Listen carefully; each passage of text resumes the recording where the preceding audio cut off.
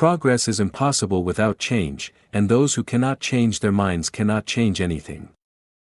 George Bernard Shaw. Change your thoughts, change your life is the end product of my year-long journey of research, contemplation, and application of the Tao Te Ching, a book of wisdom that's been translated more than any volume in the world, with the exception of the Bible. Many scholars consider this Chinese classic the ultimate discourse on the nature of existence, and it continues to be a valuable resource for achieving a way of life that guarantees integrity, joy, peace, and balance. I recently read about someone who overcame life-threatening addictive behaviors by reading and rereading the 81 verses of this ancient text. Just imagine. In fewer than 100 short passages, it describes a way of living that's balanced, moral, and spiritual, and that works for all facets of life on earth. Legend tells us that the Tao Te Ching was authored by Lao Tzu, a prophet who was also the keeper of the imperial archives in the ancient capital of Luoyang. Seeing the continual decay during a period of warring states, Lao Tzu decided to ride westward into the desert. At the Hangkou Pass, a gatekeeper named Yin Shi, knowing of Lao Tzu's reputation for being a man of wisdom, begged him to record the essence of his teaching. Thus, the Tao Te Ching was born out of 5,000 Chinese characters. In all my reading on the origins of the Tao Te Ching, I never found a definitive historical record of its writing, yet today it survives in thousands of versions in virtually every language. In fact, after reading this classic text one morning and then taking in a different interpretation that afternoon, I was hooked. I ordered more translations, 5 of which were quite old and 5 of which were more modern. You'll find their titles in the acknowledgements. Since neither Lao Tzu nor the origins of his verses are historically certain, I was fascinated by the different ways the 5,000 characters were interpreted by scholars in the editions I studied, especially when you consider that many of these ancient Chinese symbols are no longer in use and invite differing translations themselves. I then felt called upon to write an essay for each verse that showed its valuable wisdom applied to the 21st century.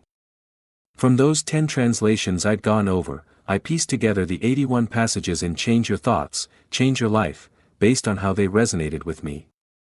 This book is my personal interpretation of the Tao Te Ching, each verse of which gave me an insight into life and nature.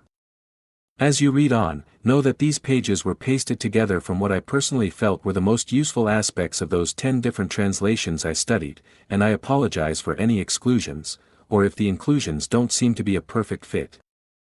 One of the many gifts of the Tao Te Ching is its mind-stretching quality, especially in the way that Lao Tzu uses irony and paradox to get you to look at life.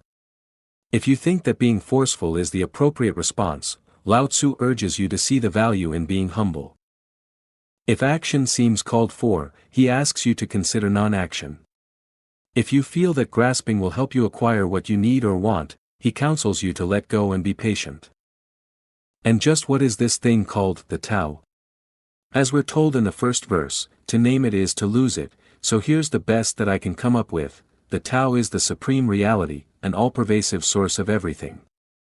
The Tao never begins or ends, does nothing, and yet animates everything in the world of form and boundaries, which is called the world of the 10,000 things. Commentaries on the Tao Te Ching generally interpret Tao as the way, Te as the shape and power, that is, how the Tao manifests, and Ching as book. Every translation I read referred to the Tao as the way with a capital W, and Te as adding light or color to the way. Well, as I look at the name I've carried with me for over 65 years, Wayne Dyer, I realize what may have attracted me to studying and writing these essays. As you can see, the first 3 letters of my name make up the word way, while a Dyer is one who adds light or color. It's no wonder why I've been so totally involved in reading, writing, interpreting, and, most significantly, putting into practice these 81 verses. In The Wisdom of China and India, Dr. Lin Yutang states, if there is one book in the whole of Oriental literature which should be read above all others, it is, in my opinion, Lao Tzu's Book of Tao. It is one of the profoundest books in the world's philosophy. As you read Change Your Thoughts, Change Your Life, you're going to find your way through Lao Tzu's mystical and practical philosophy, along with the joy of applying it to your life in today's modern world. Writing this book was a complete surrender to ideas that didn't always seem to fit a linear rational approach, and it has changed me in a way that's like the Tao itself, unexplainable and unnameable. Once I knew that I'd be spending a year on this project, its creation came about in the following way, which I have journaled for you. I awake before 4 a.m., meditate, consume juices and supplements, and enter my sacred writing space. On a table, I have some framed drawings of Lao Tzu. In one he's clad in simple robes, in another he's standing with a staff, and in a third he's astride an ox. I ease into my work and read one verse of the Tao Te Ching, letting the word stay with me and inviting the forces of both the outer and the inner life to inform me. Some of the passages contain ideas that seem to be directed to political leaders, yet in all cases I keep the average reader in mind. In other words, I seek the wisdom for everyone, not just for those in positions of government or business. I jot down a few notes, and for the next 3 days I think about what Lao Tzu is offering. I invite the Tao to be with me throughout the day and all my activities as a background to the title of this book. Change your thoughts, Wayne, I tell myself, and watch how your life changes. And my thoughts do change. I feel the Tao with me, always there, always doing nothing, and always leaving absolutely nothing undone. As I'm now seeing with a capital S, the landscape looks different. The people I see are godly creations who are ignoring their own nature, or even more poignantly, needily interfering in the affairs of others. I have a different perspective now, I feel more peaceful and patient. I keep being reminded of the cyclical nature of the world of the 10,000 things and have powerful insights that change what I see. I know that we humans are like the rest of the natural world and that sadness, fear, frustration, or any troubling feeling cannot last. Nature doesn't create a storm that never ends. Within misfortune, good fortune hides. Following my days of thinking and then applying the wisdom of a particular verse, I look into the eyes of Lao Tzu's picture in the early morning, and I wonder, what did you mean? How does this apply here, today, to anyone who might want to live according to these majestic teachings? What happens next is mind-blowing in that it simply comes. Through the ages, through the atmosphere, through my purple pen and onto the page, flows what I can only call automatic writ ing. I know I don't own it. I know I can't touch it, feel it, see it, or even name it, but the words arrive in the world of the 10,000 things. I am grateful, bewildered, astonished, and overjoyed. The next day I begin another 4-day adventure with this wisdom a Chinese master recorded 2,500 years ago, feeling so blessed, honored, and completely awestruck by the profound impact these words have on me. It's my vision that in this 21st century, our world must recruit future leaders who are steeped in the importance of Lao Tzu's words. Our survival may depend on understanding that the concepts of enemy and war can cease to exist through living Tao-centered lives. Government will need to retreat from regulating our personal lives, overly taxing our income, and invading our privacy. Yet the lessons and truths of the Tao must be discovered and applied by individuals.